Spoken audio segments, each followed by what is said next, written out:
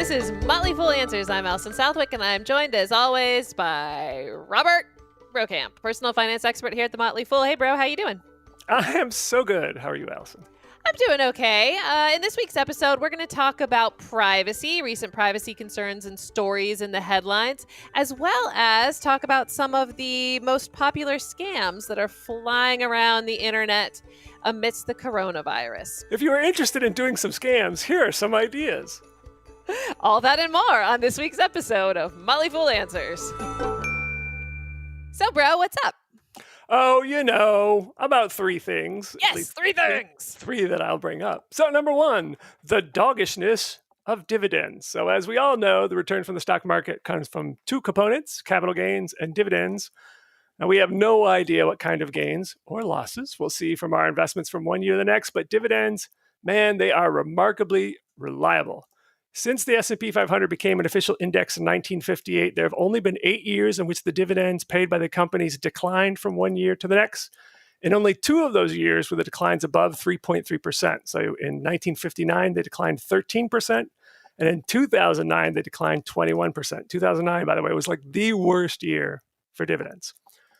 So how have dividends fared this year, at least so far, and where might they end up at the end of 2020? Well, Standard & Poor's very conveniently released a recent article on that very topic, written by Howard Silverblatt, who's kind of like one of their head honchos in their indices department, and they do choose indices, not indexes. So first of all, he included this interesting little bit of history. Quote, if one thinks of dividends as a paycheck, a 25-year wage growth compounded using actual cash payments amounts to 6.4% annualized, end quote. So to me, that is a remarkable amount of growth in income, especially given that inflation over the same period was only 2.1%. So you have dividends basically growing 4% above inflation, which is why in my total income service that I run with Ron Gross, all our stock recommendations are stocks that pay dividends because they really are a great source of inflation-beating income for someone who's like retired. Okay, so that was the past 25 years. What about this year? Well, keep in mind that dividends are sort of a lagging event. All the payouts are based on what happened in the previous quarter. Thus, the first quarter of this year, actually dividend payouts were at an all-time high. It wasn't until the second quarter that businesses began to sort of adjust their dividend policies due to the coronavirus. So as of July 13th, 62 companies in the S&P 500 have announced decreases in their dividends, 41 of which are suspending their dividends. In other words, they're not going to pay out anything in the foreseeable future. Overall, dividend payouts have decreased 6.8% in the second quarter, which is not really that big of a deal, in my opinion. Looking at the whole year, S&P expects dividends to decline just 2%, which is actually an improvement from what they expected in May. In May, they were expecting about a 3 to 4% decline. So the bottom line for me is that it's just remarkable that we can go through one of the most sudden economic downturns in our lifetimes, and dividends are just going to be down 2%. Amazing. Of course, not everyone benefits from holding such investments, which brings us to item number 2, older folks stocking up on stocks. The Wall Street Journal's Gunjan Banerjee tweeted out a chart from Goldman Sachs, and it basically broke down the ownership of U.S. equities by age group. People age 55 and older own 75% of U.S. equities, compared to just 4% for people under age 40. And this disparity has gotten wider over the decades. So if you were to look back at 1990, the 55 and older crowd owned just a little over half of equities, and the below 40 crowd owned 13%. Now it's down to that 4%. So what's going on? Well, obviously, as we talked about in shows before, millennials have facing some challenges that previous generations didn't have. They came of age during the Great Recession. Wage growth has been stagnant for a lot of people, and more people are graduating with student loans. But the other issue is older folks are holding on to their stocks longer. Back in, say, like 1990, people were more likely to sell their stocks and buy bonds as they got close to retirement, as they entered retirement. And why not? The 10-year Treasury was yielding 9% back then. So why would you shoot for 10% from stocks with all that volatility and unpredictability when you can get 9% guaranteed from a 10-year Treasury? Of course, nowadays, you only get 0.7% from a 10-year Treasury, which is why older investors are more likely to stick with stocks. And finally, item number 3, flexible spending accounts have become more flexible. So thanks to the CARES Act, over-the-counter medicines are now eligible for reimbursement from health savings accounts and flexible spending arrangements. We mentioned this on the show back in March because it was due to the CARES Act, but I think a lot of that it's kind of got lost in the shuffle. A lot of people have forgotten about this. And a recent article in Kiplinger's magazine brought it up again, but also highlighted the fact that if your employer allows it, you might be able to make a change to your election for flexible spending accounts, whereas normally you can only do that once a year. The government is allowing companies to allow people to make changes to their flexible spending accounts. And it's particularly important to parents with dependent care flexible spending arrangements because you might have taken out a certain amount of money to pay for daycare or for summer camps, but a lot of those were canceled, so you had more money taken out than you really needed. Some employers are allowing you to change that, but it's not everyone, so you have to check with your HR department. As for the flexible medical spending accounts, visit your provider's website to see the expanded list of items that are now eligible. While this is thanks to the CARES Act, which was passed in March, anything that you bought on January 1st or later is eligible. So it's not just for expenses that were made after the CARES Act was passed. And you could also buy items online using your flexible spending debit card at such places as fsastore.com. And nowadays, more sites like CVS and Amazon have specific pages or filters for flexible spending eligible expenses. And that, Allison, is what's up. Twitter hack. Hackers targeting Twitter employees to then gain access to the inner workings of Twitter and then be able to hack into the accounts of people like Barack Obama, Bill Gates, and Jeff Bezos. If people who work at Twitter are able to get hacked, guess what? So are you. So today we're joined by Dan Klein to talk about some recent stories and headlines in privacy, as well as some current coronavirus-related scams to look out for. Dan, thanks for joining us. Well, thanks for having me. We're in the golden age of scammers. We really are. There's a lot of people with time on their hands, and what bothers me about this is it wasn't all that hard to hack Twitter. Basically, they got into an employee's account that gives you access to a tool that lets you change the email that resets go to. Once you have that, you can skip two-factor authentication, you can change passwords, and then you can have access to an account. If you have that tool, and I understand why Twitter would have that tool, that has to be in like a glass vault, that like everyone could see when you access it. It should be 3 keys have to be turned at the same time by 3 different people to access the button. Yeah. Because this is one of those hacks where what this was just a Bitcoin scam. They were asking for money and they were using that money to buy valuable Twitter accounts. One usually was single digit or at J and things like that. And it was about $120,000 they scammed. They could have done some really terrible things. When you have access to Barack Obama's account, you could cause any manner of war if you wanted to.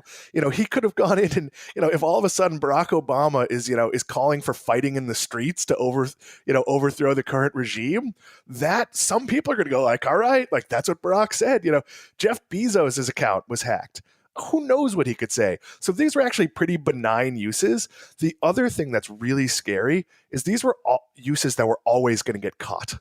At some point, you're going to go, wait a minute, why is Barack Obama tweeting about a Bitcoin thing? Like, then also Kanye West? Like, that doesn't make a lot of sense. What if they were subtle? What if they had done just some very clever, ways to manipulate the public and we didn't see it quickly? So for a hack, this is kind of a best case scenario. It was public, it was messy, it didn't cause all that much damage, and hopefully it causes Twitter to get a lot more careful. Yeah. And so for those who aren't familiar with it, what happened is that people would start seeing tweets from Jeff Bezos saying, I'm going to give away $50 bajillion. Just send me some money and I'll send it to you in Bitcoin or something like that, right? It was basically trying to make Send me 1,000 and I'll send you 2,000. Yeah. So it was like this largesse of Jeff Bezos and Bill Gates and Obama. Is like, what? Yeah, that's not how very rich people give away money. So let's say, Jeff Bezos decides I'm going to give away $1 billion. He would create some sort of scholarship fund or method of properly vetting people. He wouldn't be just like, yeah, send me an iTunes gift card and I'll send you back twice the value in Aldi gift cards. Like, that's just not how your average billionaire rolls. No, but it does sound pretty cool though.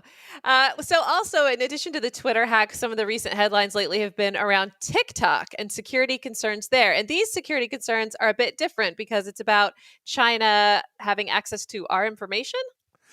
So every social media site, all the major ones, they're using your data. So if you're on Facebook and you follow, I don't know, a band you like, a car you're a fan of, and I don't know, the Pillsbury Doughboy, it's gonna know you like baked goods, you like a certain car, and this is the terrible type of music you like, and it could use that to sell you stuff and to give you ads, and that's pretty much the accepted contract on social media. Now the reality is they're doing that on a very aggregate basis, saying, Allison is a fan of the Rolling Stones isn't really giving away like some niche piece of information. That's a really broad group, Except for all my passwords are rocks off. So there you go.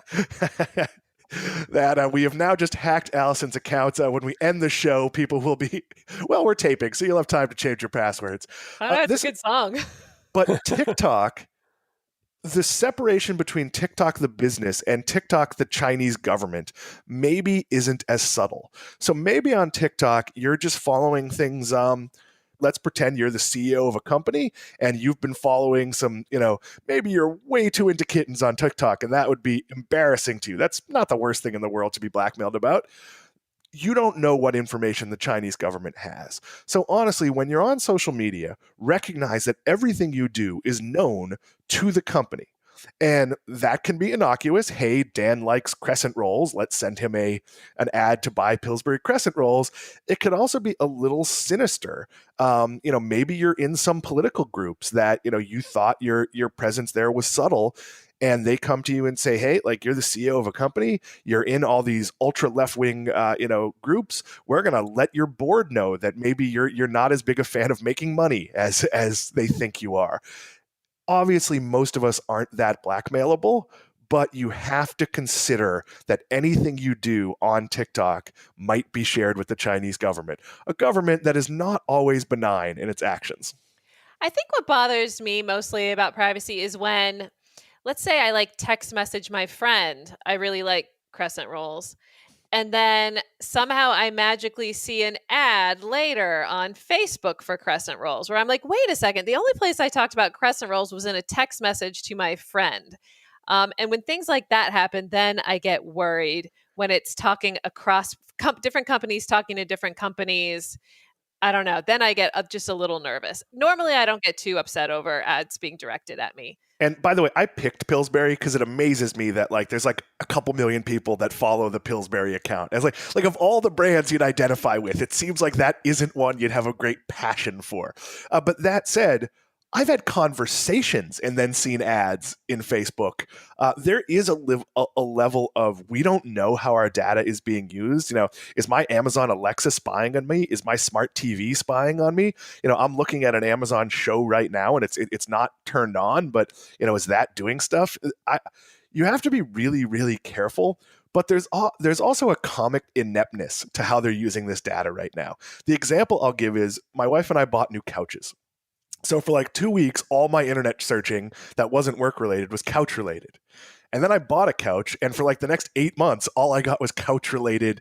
That is not a sophisticated level of serving me ads, because you have to assume I either decided not to buy a couch or I bought a couch. That would be 99% of the time. But you don't know how they're using this data. You used to be able to buy a lot of data from Twitter, and they've shut those spigots off, but you could create pretty sophisticated algorithms, that would literally target people, for advertising or for sales based on, information they would send you. And if those people responded, you knew an awful lot about them. Is there a difference between visiting, pulling up a browser on your phone and visiting Facebook or one of these sites versus installing the app? I remember some guy, I was talking to a guy in an airport, and he said, I would never install an app on my phone because you don't know what they're doing. It's not just gathering data on you, it's doing other things. So I've heard that as well. They're not particularly public about that.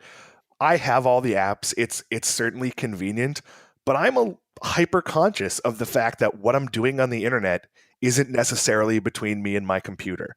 And look, there are things you could do. You can do private browsing, you could use a VPN, but that's not necessarily going to protect you from what, I don't know about you. I'm sure Allison has, but I've never read the terms of service for Facebook. I've written terms of service at different companies, and usually what you do is find the biggest company in your field and copy their terms of service and go in and make a couple of changes so they don't sue you for doing it. I would argue nobody except maybe a couple of attorneys has ever read a terms of service, and Facebook's might say we have the right to do everything. Look, there's a lot of misinformation. Every now and then someone in your Facebook thing will say posting a photo on Facebook gives them ownership of that photo, and that's not actually true, but it might give them the right to use it other places. And again, I can't say that anyone knows the answer to that. So be very careful. Be mindful that even when you set something as private, that doesn't mean on an aggregate level, Facebook or Twitter or LinkedIn or whoever else you're using for social media uses that info. Let's move on and talk about some recent scams that we're seeing that are taking advantage of the coronavirus pandemic. I'm actually surprised that I haven't talked about scams yet on this show. Have I at all, bro? Not that I remember. This is literally my job before the Motley Fool. All I did was go on television and tell people about scams. That was my whole job. You're making a face like you didn't know that. I didn't know that. My whole thing was talking about scams. Because I worked at the National Office for the Better Business Bureau system, and we talked a lot about scams. And so what I think is interesting is that a lot of the scams I'm going to talk about today are basically just little twists on age-old scams. And it's just tied into what's going on with coronavirus and taking advantage of our fears or our greed during these interesting times. So let's see what the FTC has to say, shall we? Back in June, they estimated that more than $68 million had been lost to COVID-related scams in the nation. They've received over 100,000 complaints regarding fraud and schemes, with about 48% saying they lost money to the scam, and victims lose about a median amount of $288. So what are some of the more common ones we're seeing? Well, not surprisingly, we're seeing a lot of scams around unemployment identity theft. So apparently, this is also a really hot spot is Maine. So there you go. Maine's Department of Labor in June said that it had received over 17,000 reports of unemployment identity fraud this year. Basically, where someone applies for unemployment under your name with your information. The state's labor department said it has canceled about $13 million in benefits after 2,200 users were flagged. Then they were about to review another almost 15,000 claims worth about $49 million. Wow, man. I know, Maine. Wow, someone in Maine is very busy committing labor unemployment fraud. All right, another common scam we're seeing are emails, ads, social media, robocalls around COVID-19 cures. So I'll bet you guys didn't know this, but CBD oil, herbs, vaccines, and more are all available for you if you want to cure your coronavirus. If you go to the FTC's website, you can see they've sent out over 100 letters to companies peddling cures. One example we learned about from the Missouri and the Arkansas attorneys generals. They recently filed suits against a televangelist named Jim Baker. And Tammy Faye, although I think Tammy Faye's passed away. These right? might be She is no longer with us. Yes. So, I don't know if these are different. If this is a different Jim Baker. No, it's the same guy. It's the same guy. BAKKER? Yeah, same guy. Really? Oh, he looked different. Maybe I guess he's just older. He's much older. So the Arkansas Attorney General says that almost 400 Arkansans made purchases from Baker's company totaling over $60,000 for colloidal silver. Oh, Have we talked about this before, where you use it as a dietary It sounds supplement? uncomfortable. This is a common dietary supplement scam. Colloidal silver is one of those things like CBD oil that there's all sorts of things it allegedly fixes. Yeah, it'll turn your skin colors. If you take too much of it, you'll turn purple, like What? a purpley gray blue. It's That's crazy. kind of awesome. I mean, I think that also means you're about to die, but you look cool. I guess you leave an interesting looking corpse, a puce looking corpse. So another scam that you're going to see is very popular right now is providing masks, PPE, other things that are kind of scarce. And also testing sites. You might receive some emails or telling you about testing sites you can go to, or how to get some at-home test kits for coronavirus. There's also apparently people posing as contact tracers. So a contact tracer is someone who goes around and who works for the health department, and is trying to figure out like who gave it to who and where did they get it. And so apparently some people were going door to door and trying to and posing as contact tracers and trying to get personal information. So I don't know. Goodness There's gracious. just everything out there. All right. Oh, I'm not done. Do you have more you want to talk about? Because I have more scams I want to talk about. I had one more I wanted to talk about. And Okay. it's not exactly a scam, but there's the idea that you could use, filtration or blue lights or other things to kill the virus. And there are legitimate companies that can do that. But when you're on Facebook and something pops up for like a robot that can walk around your house and kill the virus, be a little skeptical, because I've seen that ad multiple times. That might be true, but you want to buy that from a credible company. My air conditioning company actually sent out a note saying, we offer a filtration system. Here's what it does. Here's what we've been told about coronavirus. Basically, we think it probably does, but we don't know. So don't buy this to kill the coronavirus because the science just isn't there. Now, there are absolutely office grade misters and blue lights and things being used in airports around the world that will kill the virus. But the $49 device you put your phone in that you saw on Facebook, or the little robot that walks around your counters, that may not work. And that's not exactly a scam, maybe, but you can spend your money better places. Vet the products you're buying. Look for credible reviews on sites like, say, CNET or other places, where you can know that what you're buying does what it says it does. Are you saying then that the corona killing robot might work? Because if it might work, I'm intrigued. I have yet to see this ad, but I am interested. There's no shortage of corona killing robots. Oh my God. You just have to find the one that actually hits the right grade. And the reality is, so you've seen how Roomba works in your house. My Roomba's less than perfect. If I have a robot that's walking around on my counters and my floors and it's killing the coronavirus, it's not that relevant if it only hits 96% of my counter and then I touch the other part and put my hand in my mouth. I don't know why I would do that, but let's pretend I would do that.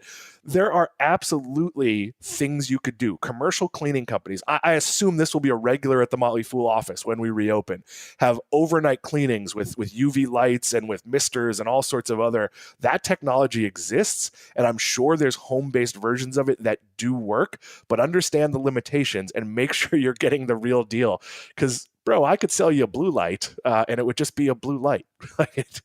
But duct tape it to a Roomba, and then there you go. I think we got to get to the trademark office on this one.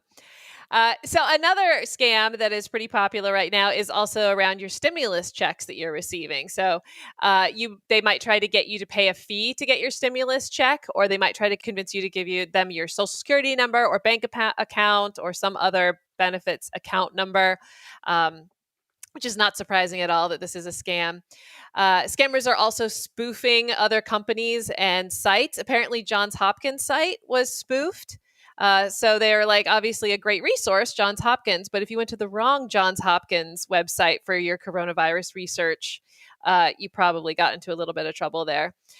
There's also some, spam and phishing emails around getting free Netflix or working from home with Amazon.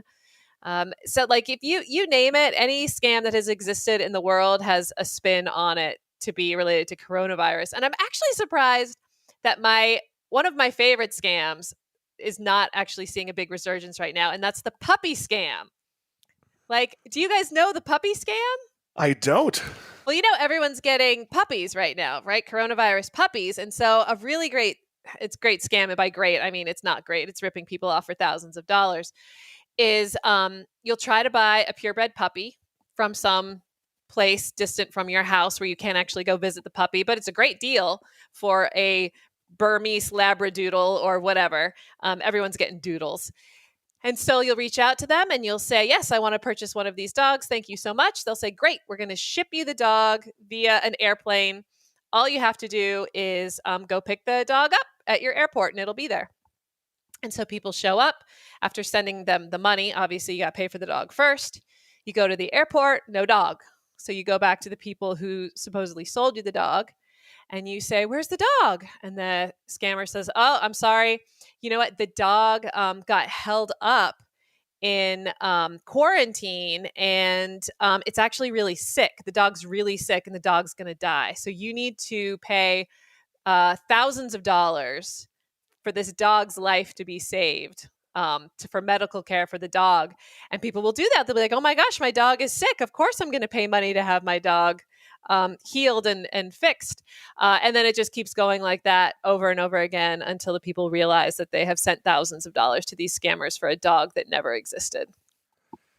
That also brings up, Allison, look, I want a pit Badoodle as much as the next guy, but go get a dog at the pound. Like, this idea of paying thousands of dollars for something that's $80 and comes with a free t-shirt, when there's tons and tons of animals that need homes. Obviously, the pandemic has actually been really good for pounds. A lot of people have been adopting, but don't send money. And all the old scams, if, your electric company sends you something about COVID-19, go check your website. Don't assume the email is correct. You mentioned spoofs before. Trust but verify. Go directly into your account or get on the phone and call them, because it is really easy. The other thing to really check is, if an email comes to you from Netflix, the Netflix address will be at netflix.com. It won't be, some other version of that. Some companies might have some take on, it might be Netflix corporate if it's coming from a PR person or something. It might have some little twist on it. But communications to consumers are from the email address that's the name of the company or some variant of that. So if it's something really strange, just be really, really careful. Yeah, I get that one all the time, the Netflix one. Yeah, I get all sorts of, you haven't paid your bill here, or did you forget to claim your this, that? And it's really simple. You just log into their app on your phone and go, "Oh, okay, I paid my bill. No, not a problem. T-Mobile is not going to come hunt me down if I don't send them, $500 in Chipotle gift cards." That's another warning. Real companies want to be paid in money. They don't want to be paid in alternative means. That's always a scam. The other one is the U.S. government, specifically the IRS, doesn't call you. They communicate via letters. Now, that said, verify the letter. I'm sure there's people who've gotten fake IRS letters. But if it's an IRS phone call saying you owe back taxes and if you don't pay now, you're in trouble, that's a scam. They do not communicate that way. Yeah, another scam I'm kind of surprised, and this is not me giving advice to scammers, but there's also this scam around, like I said, I used to talk about scams all day long. There's this grandparent scam. Have you heard of this one? Where your grandmother gets a call saying, "Grandma, it's me. I'm in trouble." And your grandmother's like, "Allison, is that you?" And they say, "Yes, it's me. Oh my gosh, I'm in trouble. I went to Canada with some friends and I got drunk and I'm in prison and I need prison. You're in jail. Straight to prison. And so I need you to send thousands of dollars to bail me out. Don't tell mom and dad." And grandma, who's worried about you and doesn't want to get you in trouble, will then wire or money orders as a great way that scammers used to like to work, but Bitcoin probably sounds like a fun way now too. And of course, I never went to Canada and got drunk and arrested, nor would I call my grandmother if I did, or would I admit it to you listeners. But that would be a good one too. Basically, Allison is saying this has happened. I think it's fair to say she's all a scam. No, it was all a scam. But you can imagine someone being like a call, your granddaughter is in the hospital. She's got COVID. She's on life support. Her insurance is lapsed. You could imagine all of these scams that are taking advantage of our fear or our greed. And so I think it's really important for people, just wherever you are, to think about, is this trying to take advantage of my fear or my greed? And then to rethink it, to spend a few more minutes pondering it or researching it. And there's no scenario where that's the case where you wouldn't be able to communicate with them. And there should be, look, if you're if they're on life support and in a coma, Daniel, I'm in the wrong line of business. I should be a scammer. So our new late night podcast, Advice for Scammers, is going to. Now, here's the thing. be really careful, because look, that does happen. I got a phone call once. My wife was in a car accident and she was fine, but they had to take her to the hospital, and this was in the pre-easy smartphone days. But I asked questions like, what's your badge number? Like, what's the license plate of our car? Find that. You might want to have with your family a safe word, something that, if you're actually in trouble, you're going to say, some ridiculous word that would make no sense in context to prove it's actually you. There's all sorts of people trying to separate you from your money, and some of it is just be careful and use common sense. Like, I don't know your grandmother, but she might go, wait a minute, now why would Allison go to Canada during a pandemic? And she's not much of a drinker. Like, none of this computes. You know what I'm going to do? I'm going to hang up and call Allison and find out that no, she's home. And on the occasion, let's pretend you really are in trouble in Canada. They'll call back. The Canadians are very polite. They will call back. They will let you eventually get out of Canada. And this is true of so many scams and we go back to the Twitter hack we talked about first. Common sense suggests that this large group of celebrities was not trying to get you to send them money in order to give you money. That is just, I know you want it to be true. We all want that, you see it on Facebook. Oh, Costco's giving out $500 gift cards. Just fill out this form. That sounds great. There's no such thing as a free lunch. You almost never get something for nothing. So be very, very wary when something seems too good to be true. It almost certainly is.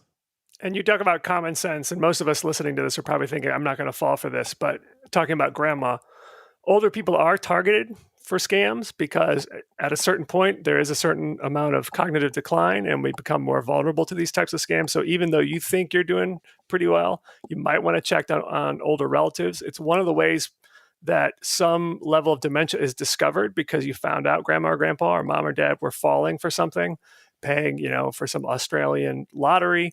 My wife's parents fell for the phone call from the daughter saying, I need you to send money.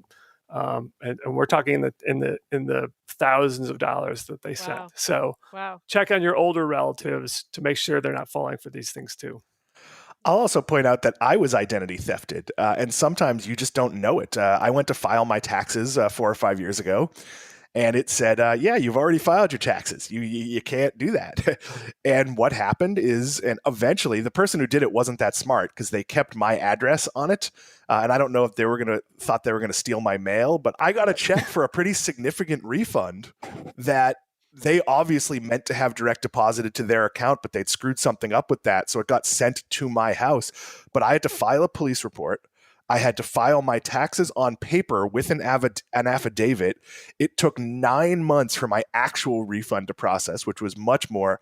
And now when I go get a mortgage, the IRS will not release my taxes to the mortgage company. They'll release a summary of it, which in a lot of cases isn't good enough. So it's a giant hassle, but I didn't do anything wrong. I mean, perhaps at some point I was careless with something that had my social security number on it. We're not sure how they did it, but to this day, I still have to paper file my taxes, which is a problem right now when the IRS isn't processing paper taxes. So who knows when I'll see. It's not a big refund anyway, so it's not a big problem. I didn't do anything wrong there, but by waiting to file my taxes that year until I think it was like the October extension date, I gave the scammers a lot of leeway to get away with it. And only through their own stupidity in inputting their bank routing number incorrectly did it end up eventually being a paper check that was sent to me that I had to call the police to be like, do I bring this to you? What do I do? They're like, just don't deposit it. Like, just do not deposit the check. Anybody can be scammed. We talked about this earlier, Allison. Check your accounts regularly. It's something I'm really in the habit of. Like, just look at your bank account and go, hey, I got paid on Friday. Did the number go up? Are there any charges here that don't make any sense? And it's not always a giant thing. Sometimes it's just like, wait a minute, like there's a $2.99 charge every third day, and I don't know what that's for. And then you look in and you might realize, oh my God, I've been paying for this for the last 10 years. I paid for 5 years for a membership to Planet Fitness that was a direct bank account debit that I didn't remember. And when I moved, I discovered, oh my God, I've paid them $120 a year for 5 years for a gym I don't go to when I was a member of another gym. that's something you can avoid if you look every few days. Same with your credit cards. Be really wary of your credit cards and pay attention when they sent you alerts. I got an alert from Capital One saying, hey, you tipped a really high percentage on this bill. And I had to remember back, and I went, oh, wait a minute. That was the bill where my entree was so slow, they just gave it to me. So I tipped the waitress for taking care of me, basically what that entree would have cost. So I still came out ahead of the game. You have to be really wary. That goes with your credit report too. Pretty much every credit card company gives you access to check your credit score. If it jumps or falls by a whole bunch, look and try to figure out why. It's always better to catch these problems quickly. And in some cases with bank accounts, your bank has a certain period where if you don't report it, where they don't actually have to make you whole. It's generally 30 days with unauthorized charges. That varies for businesses. It can be less, and that's not a hard and fast rule. But you want to look, and the second you think something is wrong, you want to alert that company, credit card, or bank, whatever it is. All right, Dan. Well, thank you so much for joining us on the show to talk about a subject that is near and dear to my heart. It is always a pleasure, and I have to be honest, I had no idea that you worked for the Better Business Bureau until we started doing this. So, fools, you learn something every time you do one of these podcasts. Yeah, in another life. It was almost 10 years ago now, so it's amazing how time flies once you're working at the Fool. So, all right, Dan. Well, you have a good one, and try to stay cool down there in Florida. Will do. Thanks for having me. Thanks. Well, that's the show. It's edited scammily by Rick Engdahl. Our email is answers@fool.com. Thanks everyone who's sent us some messages so far about how you're talking to your kids about money. And also one Christmas tradition. Bro, you got one. I did. I haven't seen it yet. Now I have something to look forward to. There you go. All right. Well, for Robert Brokamp, I'm Allison Southwick. Stay foolish, everybody.